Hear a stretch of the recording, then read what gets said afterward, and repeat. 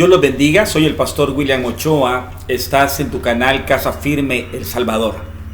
En esta ocasión vamos a estar compartiendo acerca de los altares de Abraham.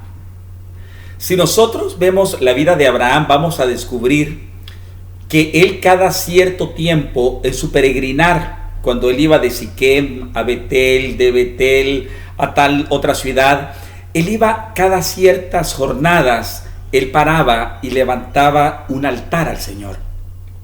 Es decir, se daba un tiempo de preparar un montículo de piedras, de hacer una ceremonia y de tener un encuentro con su Dios.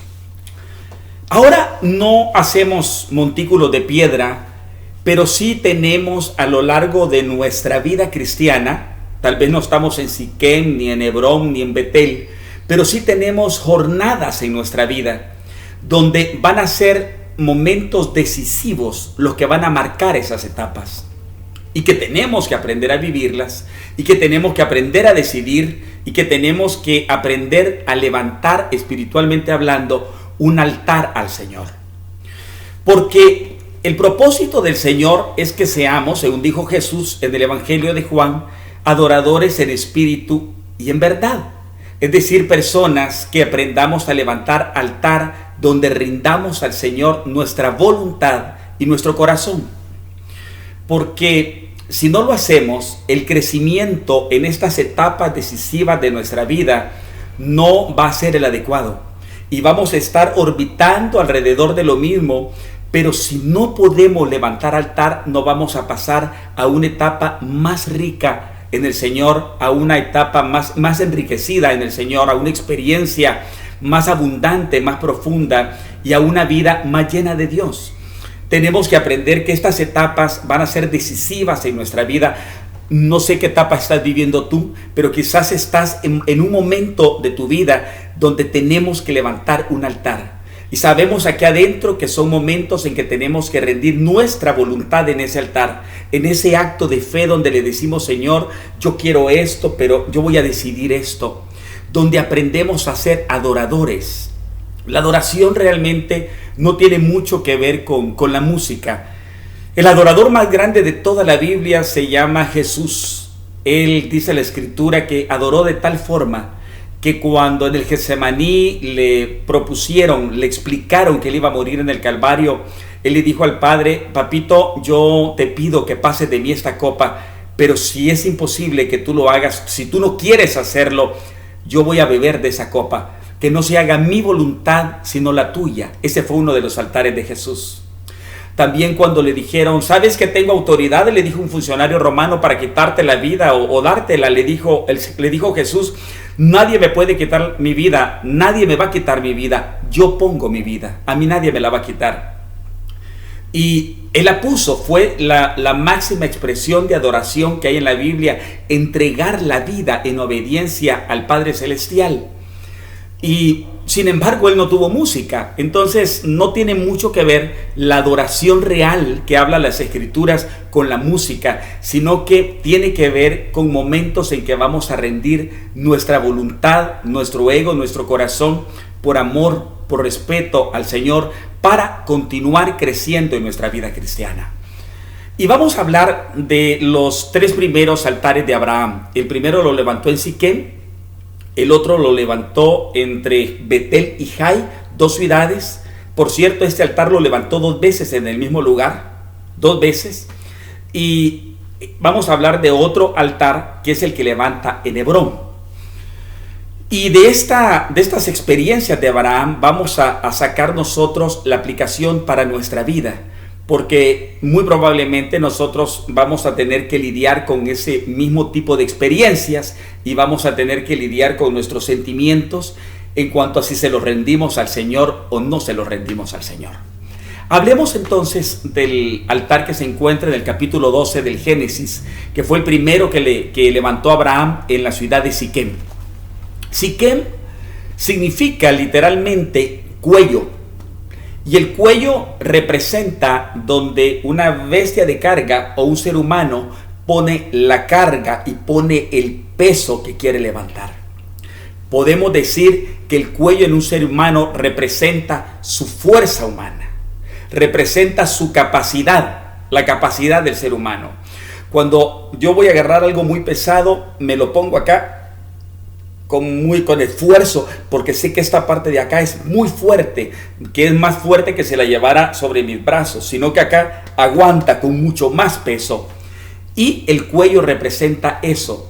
Cuando la palabra dice que el pueblo del Señor no dobló la cerviz, es decir, no dobló el cuello, siempre tuvieron cuello altivo, es decir, nunca doblegaron su fuerza, nunca doblegaron su capacidad, su ego, sino que siempre creyeron que eran autosuficientes y no pudieron depender del Señor. Y recuerda algo, David en los Salmos dice, por ejemplo, unos confían en carros, otros confían en caballos, pero nosotros hemos tenido memoria del nombre del Señor. David aprendió a decirle al Señor, bendito el hombre cuyas fuerzas están en ti. Lo tremendo es que David no era un menesteroso, una persona desposeída, era un rey. O sea que no importa si somos menesterosos o somos príncipes o reyes, debemos aprender a confiar en el Señor. Porque él siendo rey no confiaba en su cuello de rey, sino que decía, bendito el hombre cuyas fuerzas están en el Dios de Jacob. Y muchas veces nosotros no tenemos la capacidad del rey David, sin embargo, no podemos doblegar nuestro cuello, no podemos doblegar nuestra cerviz, sino que insistimos en hacer las cosas a nuestra manera. Y por eso muchas veces tenemos que vivir la experiencia de los discípulos en aquella tormenta, cuando dice que pasaron toda la noche tratando de pescar, y cuando vieron a Jesús, y Jesús les dijo, ¿qué les pasó? Y les dijo, fíjate que toda la noche y la madrugada hemos estado trabajando duro y no hemos pescado absolutamente nada. Y en ese momento de tal depresión de ellos, de tristeza, imagínense pasar trabajando toda la madrugada, teniendo que vivir, siendo esa la profesión de ellos, de donde salía el sustento para ellos y su familia. Y después de una madrugada, Jesús les dice, vamos a pescar otra vez. Y aquel pescador le dice, Señor, toda la noche lo hemos hecho, no pescamos nada, pero en tu palabra yo voy a volver a echar la red. Qué hermoso es cuando el alma entiende de que van a haber momentos en que no vamos a poder hacerlo todo, en que vamos a perder, óigame bien, el control de lo que estamos haciendo. Donde hemos planificado nuestra vida de tal manera, donde en nuestra mente todo va a salir conforme lo que hemos dicho. Y viene algún acontecimiento que quiebra la secuencia mental nuestra y nos hace entender que las cosas no van a salir igual. Momentos en que hemos proyectado nuestro futuro y hemos hecho planes y hemos hecho cuentas con el dinero que no tenemos, y de repente los caminos dan un giro que no era el que esperábamos.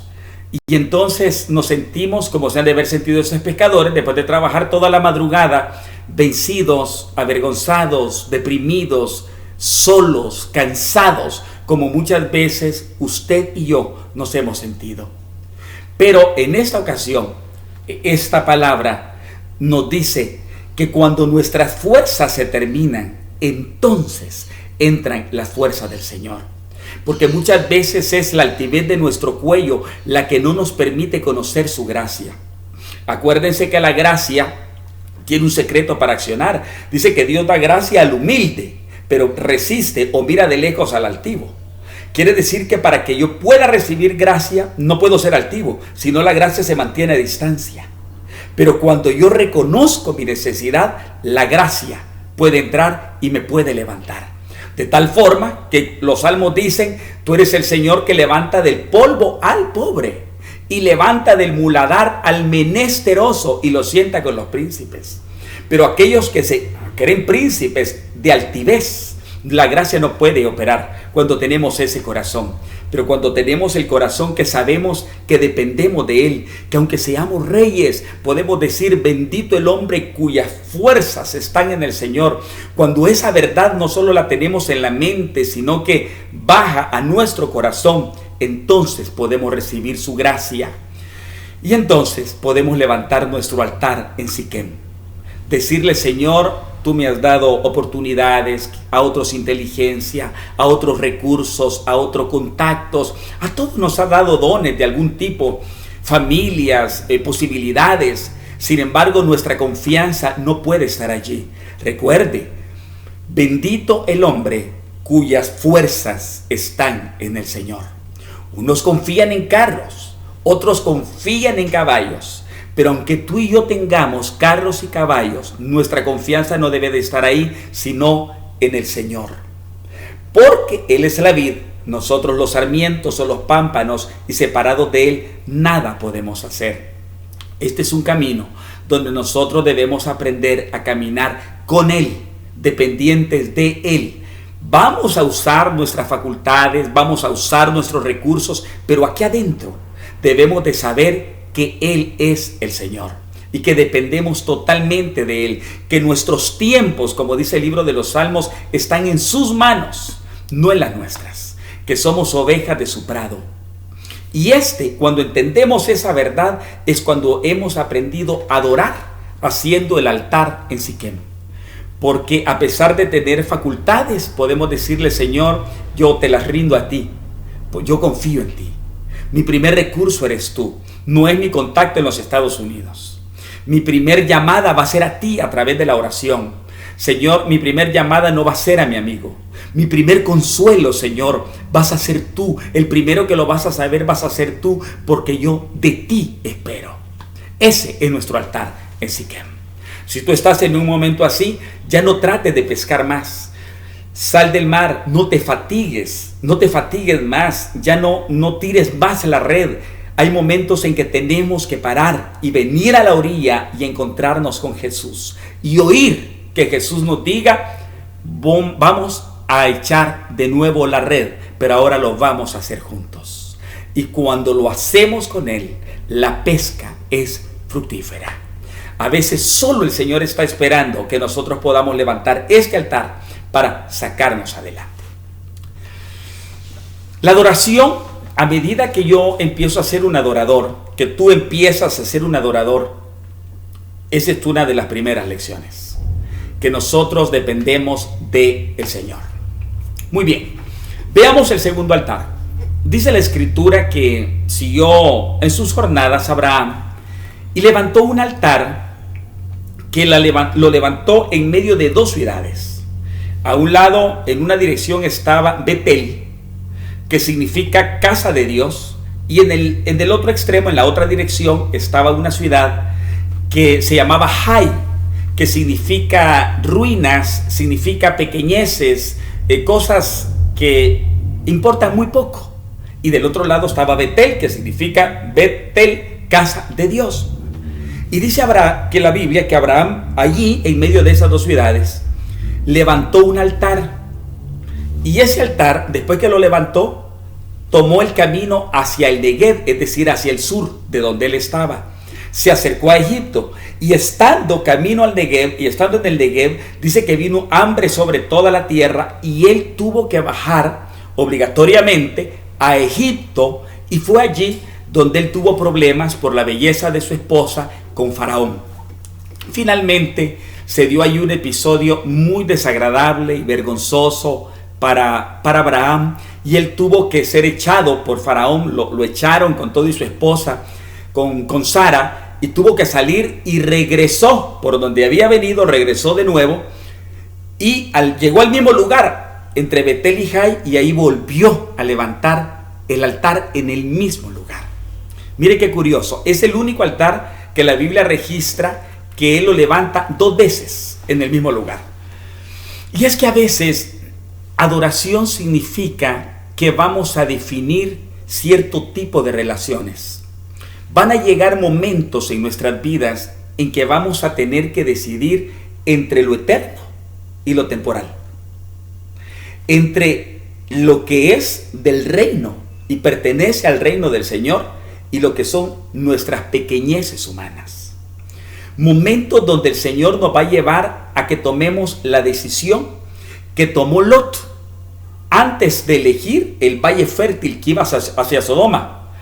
Dice la escritura que Abraham le dijo: sobrino, tenemos que separarnos, ya no podemos estar juntos.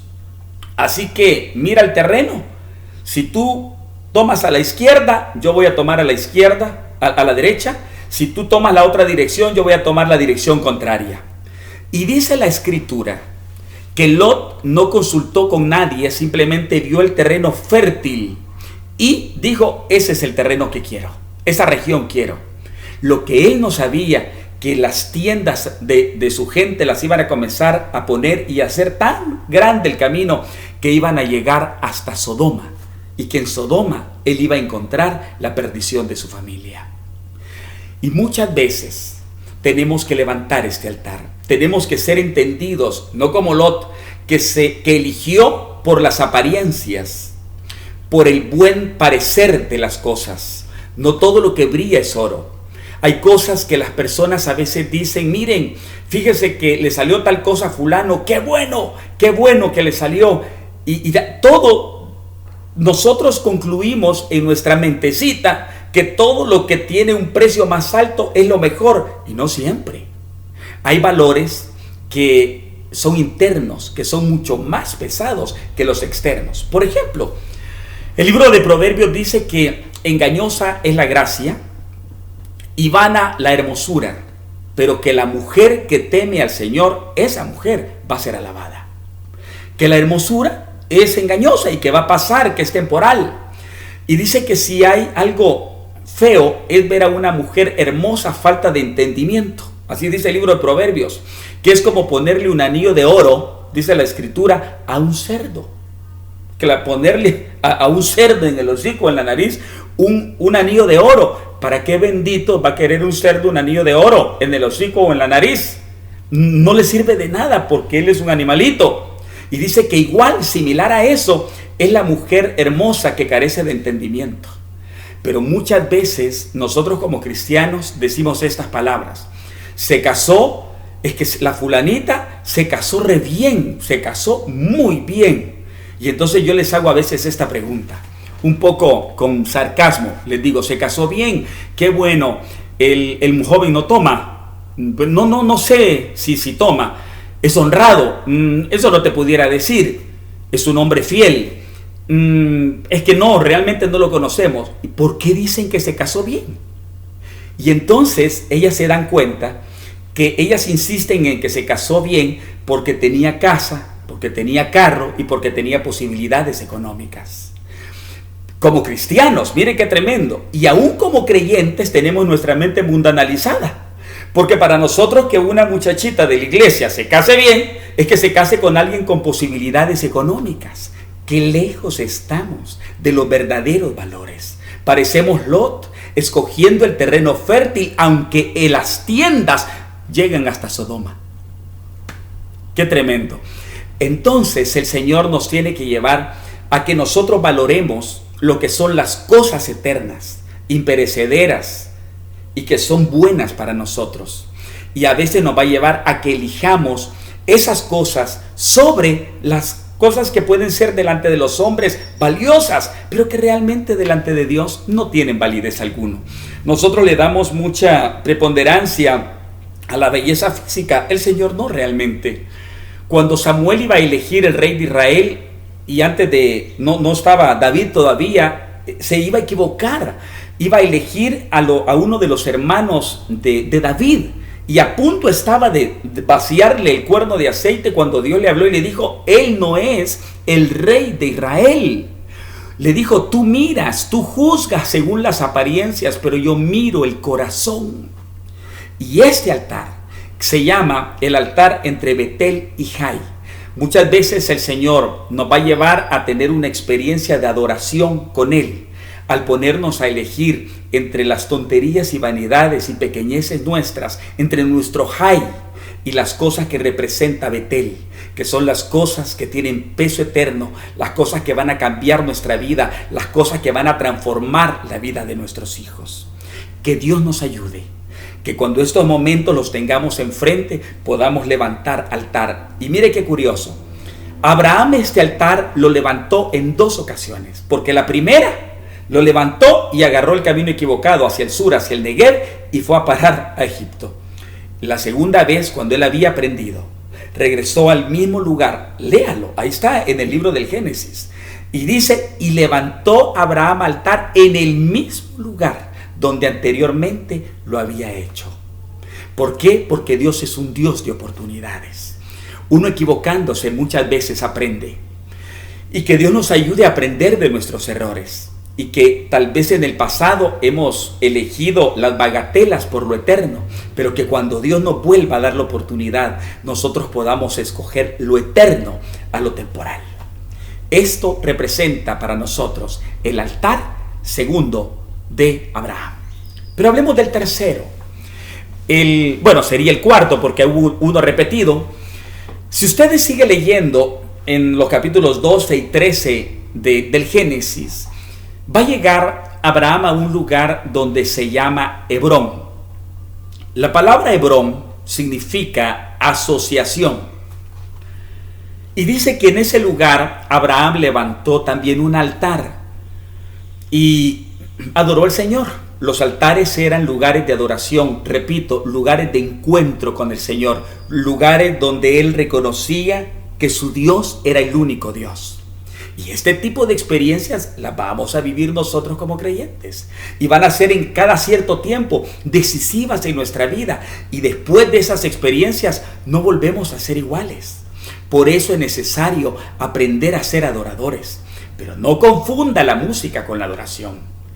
La gente de ahora le llama a la música rápida, le llama alabanza. Y a la música lenta le llama adoración. Eso no tiene nada que ver. Dice, ahora vamos a cantar los cantos de adoración. ¿Qué es eso? Son cantos lentos. La adoración es otra cosa.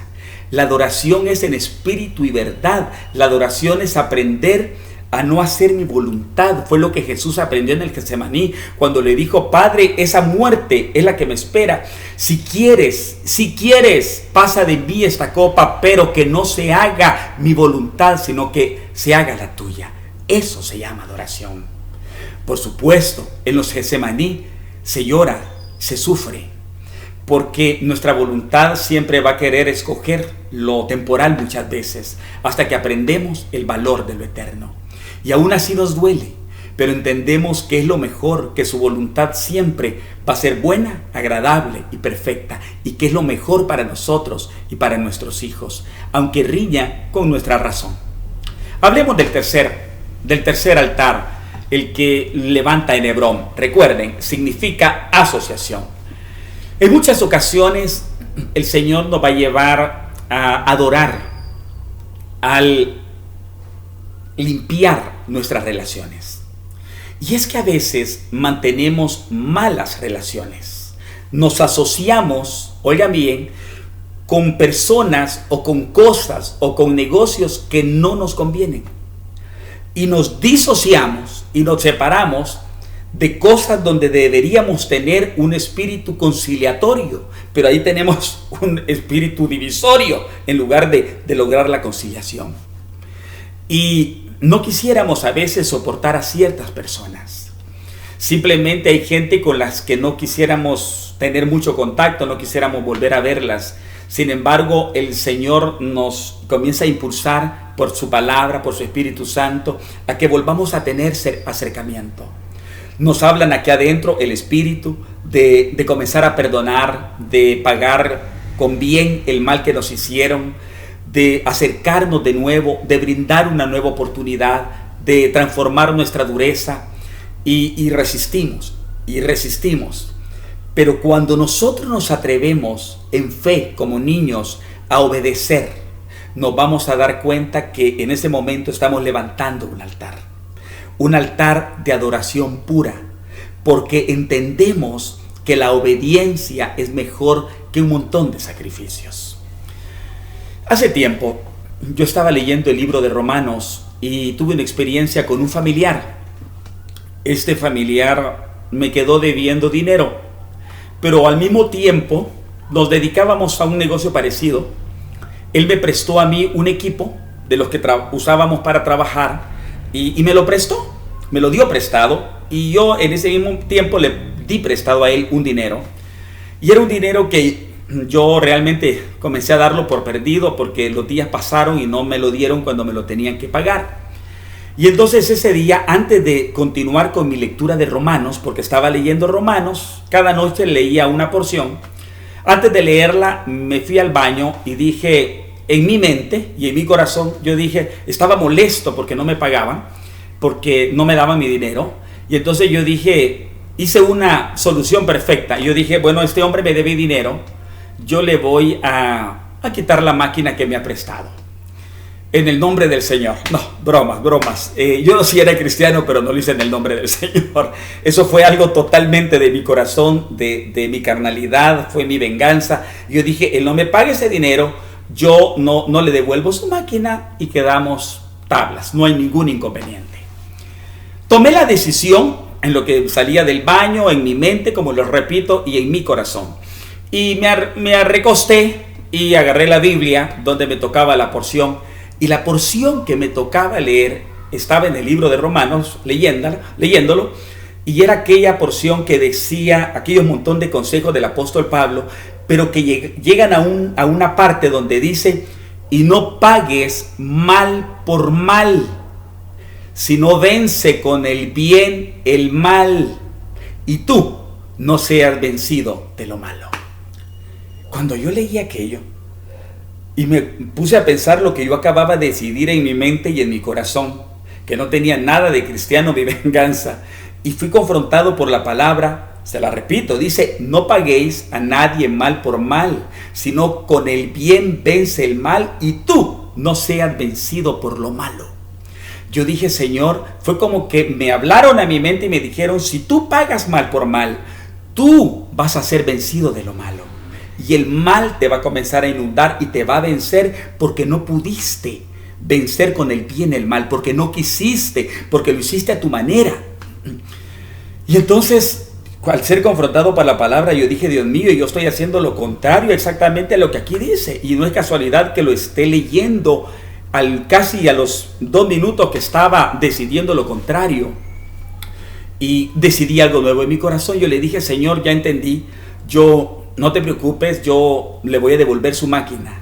A primera hora de los próximos días, yo lo voy a llamar, le voy a decir que aquí está su máquina.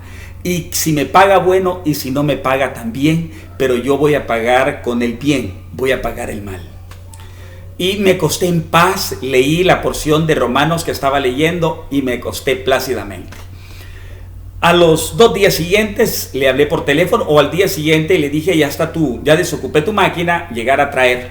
Oh, gracias. Y yo estaba en mi lugar de trabajo y llegó esta persona y me llevó, me dijo, aquí vengo por mi máquina. Saqué su máquina y le dije, gracias, te agradezco mucho. No le mencioné ya el dinero. Yo había dicho, bueno, si me lo paga, bueno, y si no, no.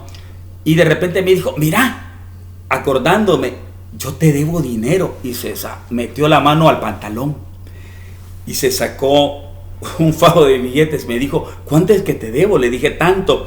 Ahorita te voy a pagar, me dijo. Y me pagó. Y me di cuenta que cuando se levanta este altar, Dios honra a los que le honran.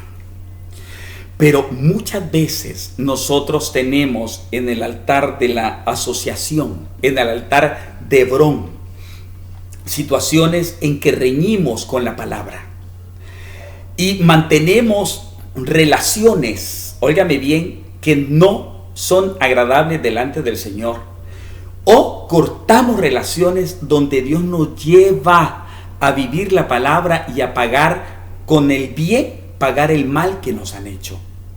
El Señor a veces nos va a permitir que nos alejemos, pero a veces nos va a llevar, como en esa ocasión a mí, a que yo dé por perdido el dinero y que en lugar de pagar mal por mal, paguemos bien por mal.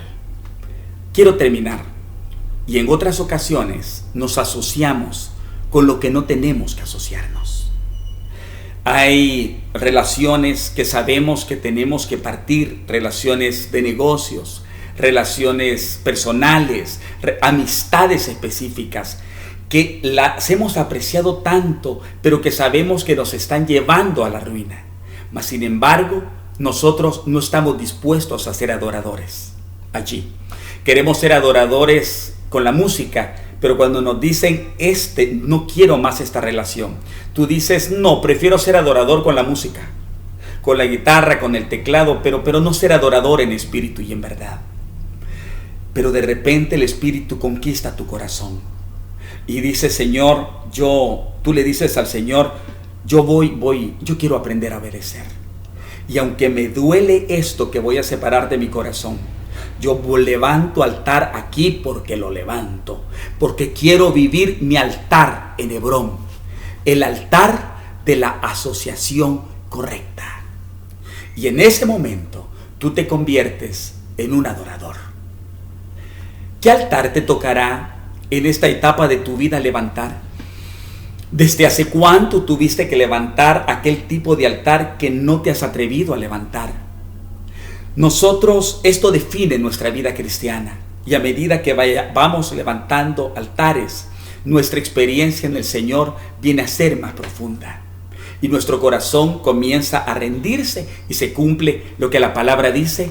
El Padre busca verdaderos adoradores en este tiempo, gente que le adore en espíritu y en verdad. Repito y cierro esta enseñanza. El altar en Siquem, que es rendir nuestra voluntad y nuestra pericia, reconociendo que hay un Dios en cuyas manos están nuestros tiempos y que no hay momentos en que vamos a perder el control, pero debemos aprender a confiar de que Él siempre tiene el control. Ese es nuestro altar en Siquem. Luego el altar entre Betel y Jai, es decir, entre las pequeñeces y la casa de Dios, que significa Betel. Los altares donde vamos a aprender a elegir entre lo eterno y lo temporal, entre lo valioso y la poca cosa, que es la vanidad humana, las cosas que perecen con el tiempo. Y finalmente, la enseñanza que hemos compartido en el altar de Hebrón, que significa asociación. Y es cuando nosotros aprendemos a reconciliar aquello que el Señor nos está pidiendo que reconciliemos y que nosotros ya hemos dejado por perdido. Donde Dios nos está motivando a tener los acercamientos donde ya nosotros no queremos tener acercamiento, pero el Espíritu Santo nos está llevando a tener acercamiento porque quiere llevarnos a crecimiento. O donde ese altar también significa que nosotros tenemos que romper relaciones donde no hemos querido romper. Y ahí hemos estado orbitando y dando vueltas en el mismo lugar porque nos negamos a continuar avanzando por no soltar aquello que sabemos que nos tiene estancados.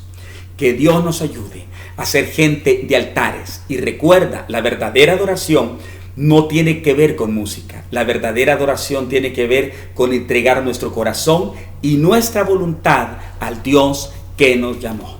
Saludos a todos y muchas bendiciones.